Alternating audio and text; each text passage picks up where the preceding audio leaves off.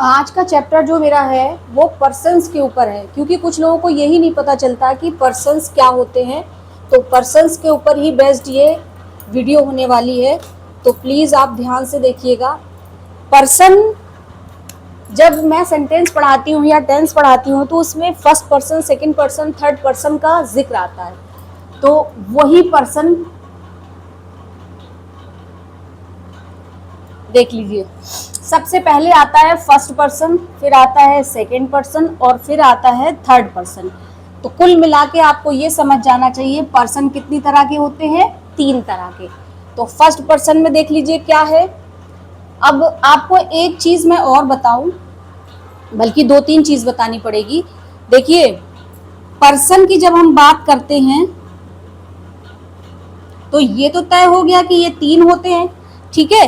अब इनके जो काइंड हैं वो भी, जैसे हमारा एक सब्जेक्ट होता है, एक ऑब्जेक्ट होता है और एक पजेसिव होता है, ठीक है। तो सबसे first of all remember one thing कि पर्सन 3 तरह के हैं, first person, second person, third person. और उसमें भी क्राइटेरिया क्या है कि कोई सब्जेक्ट फॉर्म में होगा, कोई ऑब्जेक्ट फॉर्म में होगा, कोई पजेसिव फॉर्म में होगा, ठीक है। तो इस चीज को आपको समझना है। तो मुझे यहाँ पर 3 लाइंस बनानी है, तो यहाँ पर डाल देते हैं हम सब्जेक्ट, यहाँ पर ऑब्जेक्ट और यहाँ पजेसिव। अब बता देती हूँ, सब्जेक्ट का मतलब होता है कर्ता, यानी कि डूअर, ठीक है। सब्जेक्ट का मतलब कर्ता, या इसी को हम डूअर कहते हैं, या कहें काम करने वाला, ठीक है। ये हो गया। ऑब्जेक्ट क्या होता है? ऑब्जेक्ट होता है कर्म, यानी सब्जेक्ट जो वर्क करे उसे ऑब्जेक्ट करते, यानी कर्ता द्वारा किया गया काम क्या है? कर्ता। और कर्ता कौन है? सब्जेक्ट द्वारा किया गया काम, ठीक है। तो कर्ता द्वारा किया गया जो काम होता है वो ही ऑब्जेक्ट होता है। अच्छा, पजेसिव क्या होता है? पजेसिव का मतलब होता है you are crazy for something, you are ownership of anything, ठीक है। तो अभी आप देख लीजिए कि किस तरह से मैं बना रही हूँ। ये एक तरह का चार्ट बनता है, इस तरह से बनता है। तो अभी आप देख लीजिए, यहाँ फर्स्ट पर्सन के जो सब्जेक्ट होंगे वो होगा आई, ठीक है, और एक होगा आपका वी। यानी अगर हमें कहीं सब्जेक्ट दर्शाना है, कर्ता दर्शाना है, तो आई लिखना होगा हमें, ठीक है। आई को हम इस तरह से बनाते हैं। अच्छा, दूसरा जो यानी सेकंड पर्सन क्या है? यू। यू मतलब तुम लोग भी होता है, तुम सब भी होता है, ठीक है। यानी यू क्या है? अगर हम देखें तो प्लूरल है, प्लूरल मतलब बहुवचन है, और यहां पर ये भी बहुवचन है, ठीक है।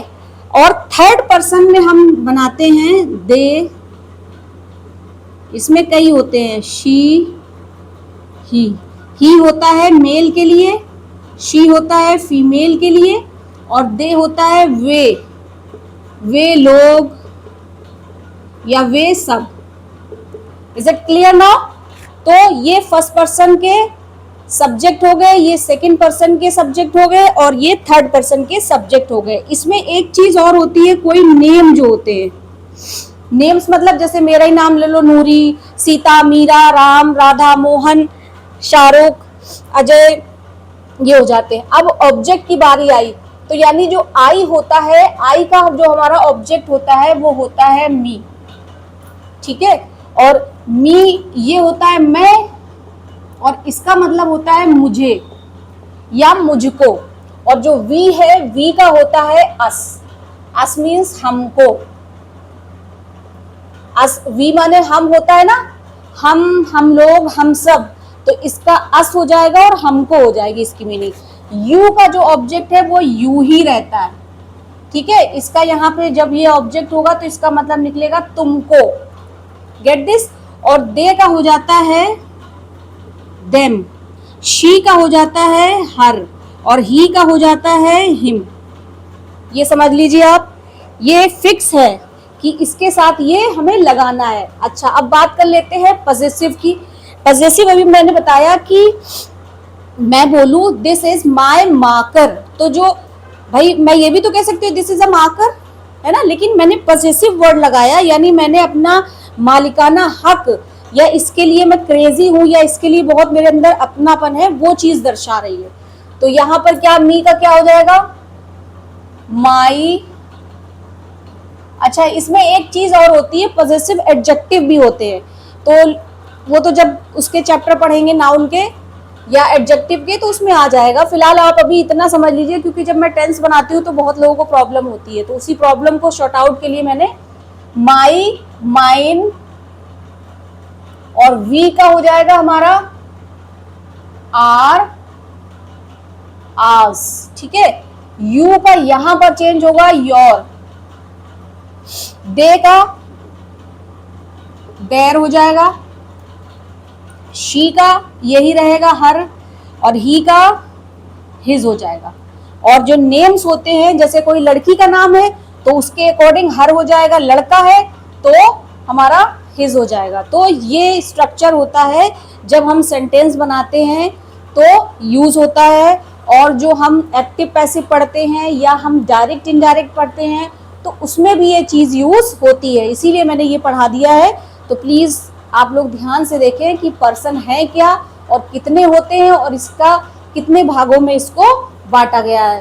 तो आप देख सकते हैं पर्सन 3 होते हैं और ये सब्जेक्ट, ऑब्जेक्ट और पजेसिव के फॉर्म्स में होते हैं। बाकी आप ये देख लें।